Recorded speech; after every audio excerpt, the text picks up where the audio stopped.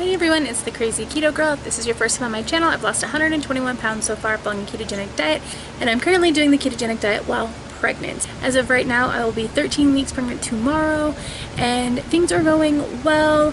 I did have a doctor's appointment last week, and everything was looking good.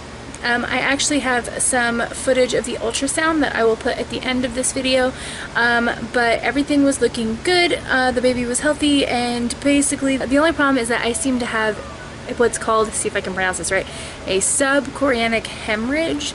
So there's some bleeding going on from the uterus and the placenta separating, but he said that it was small and that it should resolve itself and it should be okay to just take it easy. So that's what I'm doing. I've been back on keto now for about a week, and I think that overall it's going well. I'm adjusting to having more carbs in my day, which is actually a lot harder than I thought it would be, going from 20 carbs to a max of 50 total carbs in a day. My ketones are hanging out around that 0.5 region, so in ketosis, but at the lower end. And I don't know, I might not be able to stick with the higher 50 grams. I didn't want to like super restrict myself because I'm pregnant, but from my understanding there's no danger in doing the 20 grams of carbs, and doing the 50 I feel like just kind of opens me up to more cravings and makes me just struggle a little bit more. I've been tracking my food, so I know that I am having a harder time with the higher carb limit. It just keeps me, I don't know, discombobulated. I don't really know the word I need, but I'm just not in the right place, and when I'm eating only 20 I do just fine, and most of the time I don't even eat all of the 20, but the 50, I don't know if it just makes my brain kind of go in a free-for-all mode or what it does, but it's a little bit more difficult than I anticipated it being, so I might lower those down some just for my own benefit, really. But things are good, and I am finding that I'm starting to get a little bit of that nausea coming back, but it's strange, like it's not all the time. It's only kind of when I'm standing, to be honest. Like if I'm up standing for a few minutes, or if I'm up walking around for a few minutes, I start to feel sick. And I'm not sure why that is. If I lay down, it goes away, or if I sit down for a little bit, it goes away. So that's been kind of interesting, but I've just been using the knowledge to my advantage. So I can get up and make the food, and then I just let myself sit for a while, wait for the nausea to pass, and then I eat. That's made things overall pretty easy for staying keto. I know I've had some people ask me online how to stay keto while having those like food aversions and the nausea and whatnot, and I found that the easiest thing to do so far is, when I'm actually nauseous and I need to eat, is to eat things like nuts and seeds, and actually like vegetables and salads and some of those lighter things, even though I do fatten it up with dressings and cheese and things. Like it's a lot easier to get down than like say meats or eggs or things like that.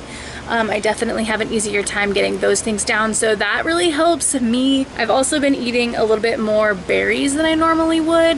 Berries are keto in moderation, so I've been having some strawberries, and that's also been helping because they're not heavy at all, but I definitely do need to make sure that I'm keeping my macros on point.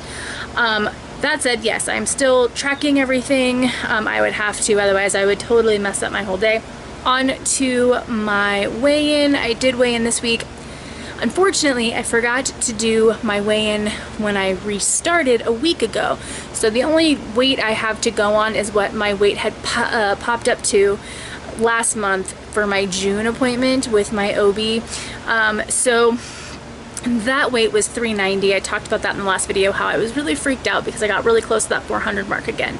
And that happened because when I was sick, I ended up giving up and going off of keto for a little bit. So that was eye-opening and scary. My weight skyrocketed up to 390, down from I think I was at 365, 366-ish when that happened, and then it just shot right up. So I weighed in this morning, and you can see right there I weighed in at 371.4 pounds, which is a loss of 18.6 pounds from that 390. And I know for some people that might sound like a lot. It's important to keep in mind that that's almost a month from that weigh-in to this weigh-in, and my doctor was completely okay with it. He was glad to see the weight going down back to where it was, and I explained why it had been up and why it had been elevated and what was going on. He's still completely 100% supportive of me staying keto. He is a big fan of it. He thinks it's great, and he wants me to definitely stay keto while I'm pregnant, which is awesome. His support is really important to me. I think the other thing too is to not freak out that I'm losing weight while I'm pregnant and doing keto. I'm being monitored closely. I've spoken to my doctor. He understands everything I'm doing.